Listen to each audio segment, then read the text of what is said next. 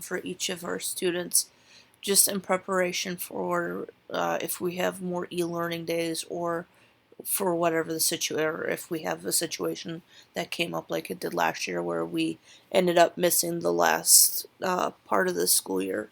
So this kind of covers everything. So the first thing that you're going to do is you're going to still go ahead and fill out the person filling out the form, and then you're going to need to select the type of school day. Regular school day is if we are actually physically in the school building. The e-learning day would be if we are obviously not in the school building and then the student was absent. So if I click, I'm going to go ahead and start actually with student with absent because that's the shortest part of this whole video. So if I click student was absent and hit next, it's just going to ask me to submit my form, and then I am done. I don't have to do anything else, which is really awesome. Now, if I select the regular school day, the next screen that I'm going to see is stuff about my regular school day. So I'm still going to fill out what class period, what class I'm filling it out for, whether the student was here, tardy, late, with a pass, and then if they had a pass to go anywhere. And then we're going to hit next, and then we're going to choose what accommodations that they used. This is still what we've used in the past. Behavior still the same thing. Was it appropriate? Did they need redirecting? Were they sleeping? Did they disrupt the class but it was not resolved in an incident? Was the student disruptive or disrespectful and had to be removed from the class? And then the behavior plan was followed with fidelity and consistency and not applicable. Now I'm going to go ahead and click on the student was disruptive or disrespectful. The time that you're going to fill this out is if they were sent to the office. Was a referral written for that student? Is basically when we're going to have to fill this stuff out. It just helps the teacher of records to be able to show a pattern of behavior. So once I click on that, I have to wait on my computer.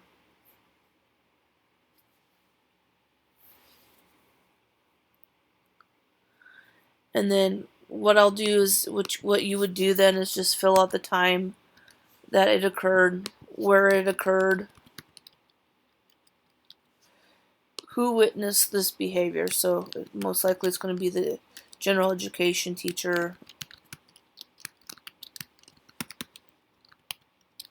other students that had witnessed this incident. Now, narrative of the incident. It is very important that you keep to just the facts. Do not put opinions. Do not put feelings. So you can say something like general education teacher asked the students to complete their homework for tomorrow. Practice student was talking to their neighbor.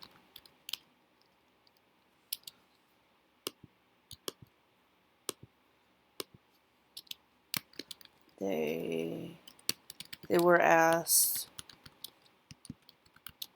to stop talking and they walked out the door, slamming it. So just keep it to the facts. What behavior occurred? What reactions happened? No opinions or feelings. So I'm going to go ahead after you fill out your incident report, then you go to the next one, and then it's going to ask you to comment. So I'm going to go ahead and go back to where we talked about the student's behavior. So let's say the student's behavior was appropriate. So the next page it's going to go to is our comments. So we can offer accommodations, but they were refused. They didn't stay with the reader during the test. Classroom did not require a use of an accommodation today. So if I select that one, I'm going to I have a follow-up question with that, and I just need to explain why they didn't need accommodations. So I'm going to say, the class watched a movie.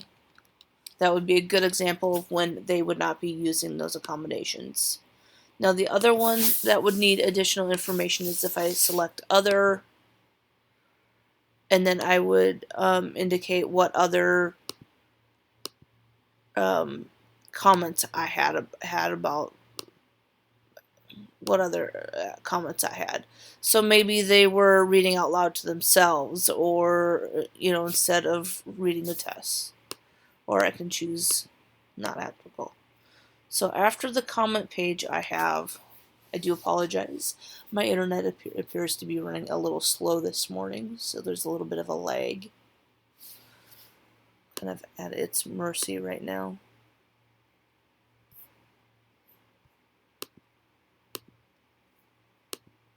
Try to reload it here. Okay.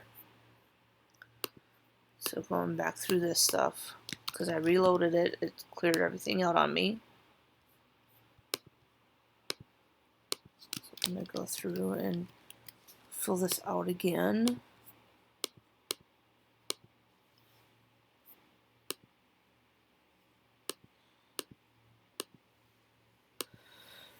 Okay. So like I said, so if I have other additional information that is needed, I can go ahead and put my comments there. Then I have grade check. So whether it's in the resource room or if you are just doing it in an individual class. So you can say, yes, there is a grade check. If I hit, I'm going to go back for a second. If I hit no, it's just going to have you go right to submit the form. But if I hit yes, I have two options then. Either I'm going to do a full grade check, or what we do in the resource room or basic skills class, or do a full grade check or an individual grade check. I'm going to go ahead and do the individual grade check first because that's what most of us are going to be dealing with. So the individual grade check is that I'm just going to go ahead and put the grade currently in that class, so I can say C plus 79%. And then is there a plan of action? If there's none, not needed, just put NA. Now if it's below, say it's a D minus, 61%. So plan of action may be student agreed to talk to their resource teacher for additional help.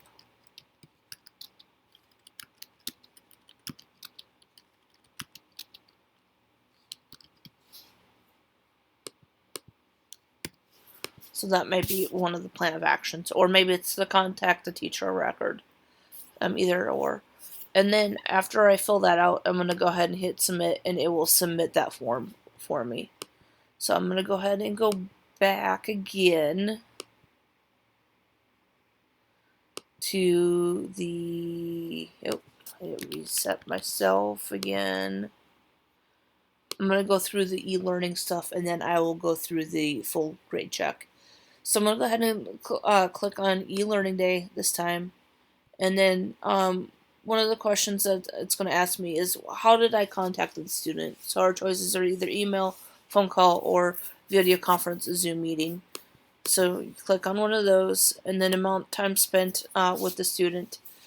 Please report this as just minutes. Do not put any other writing with it, just numbers. So if you spend 90 minutes with the student, put in 90. Write down the subjects that you worked on with the students.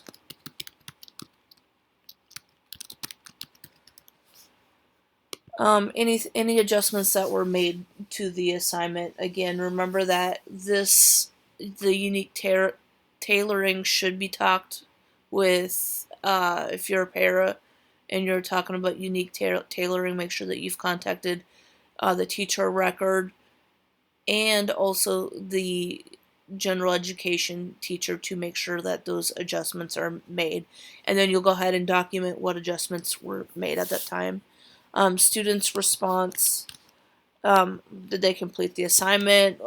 Did they still have, did they still need additional help or additional instruction to complete that assignment? And then if there's any other additional notes, you could say that the parents were standing behind them, or you talk to the parents, um,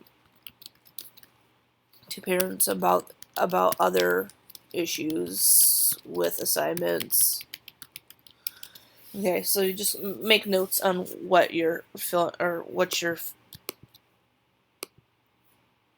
any additional information that could be useful to the teacher of record is awesome. So then after I do that, it goes through, and of course you got your accommodations, your normal accommodations that we do, and then our grade checks. So I'm going to go ahead and do the grade check again. And then this time I'm going to go and look at the full grade checks. And you'll see that for periods 1, grade for periods 2. So you go ahead and fill out however many periods that you have for grades for each one of the classes that they have. And then you're just going to hit submit from there.